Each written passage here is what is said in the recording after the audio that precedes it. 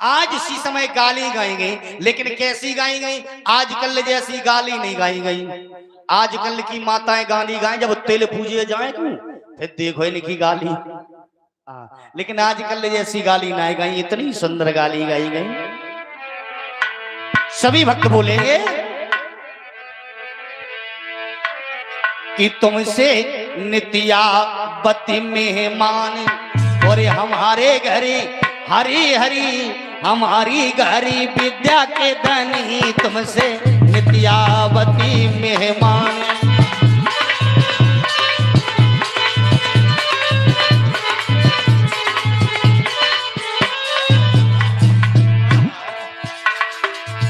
तुमसे नित्यावती मेहमान हमारे घरे हरे हरे हमारे घरे विद्या के धनी, तुमसे नित्यावती मेहमान।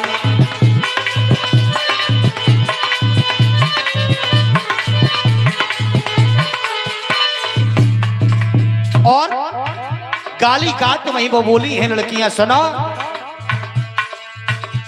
अरे लेने देने को कचना हम पे, हमें है खाली हाथ। हाँ, अरे लेने देने को कचना हम पे, हमें है खाली हाथ। और जा बेटी की लाज तुम्हारे ही हाथ, सेवा तुम पे नाई बनी, तुमसे नित्यावती मेहमान हमारे घर हरे हरे हमारे घर विद्या के धनी, तुमसे।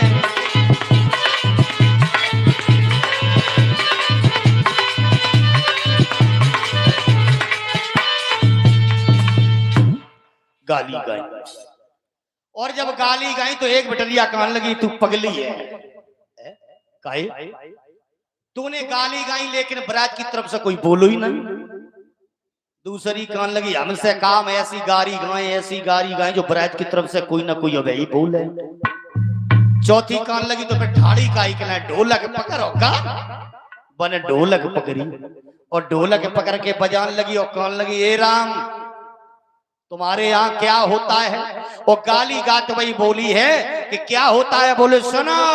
और बोली है वो बिटरिया, तुम्हारे यहाँ क्या होता है कि ना तकरीब से होते ना तकदीर से होते। सुन रहे? हाँ,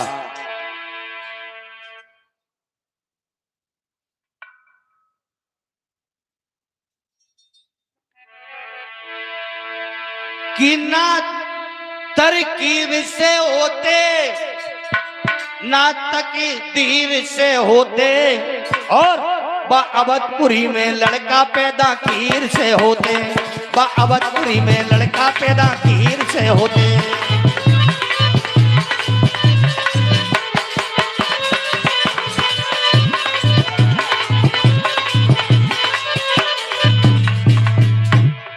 क्यों? चारों भाई हवन की खीर से उत्पन्न थे।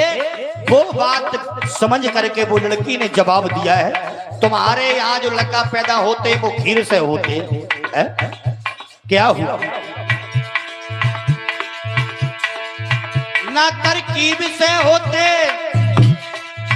ना तरकीब से होते, बाअवधपुरी में बाअवधपुरी में लड़का पैदा खीर से होते, बाअवधपुरी में लड़का पैदा खीर से होते।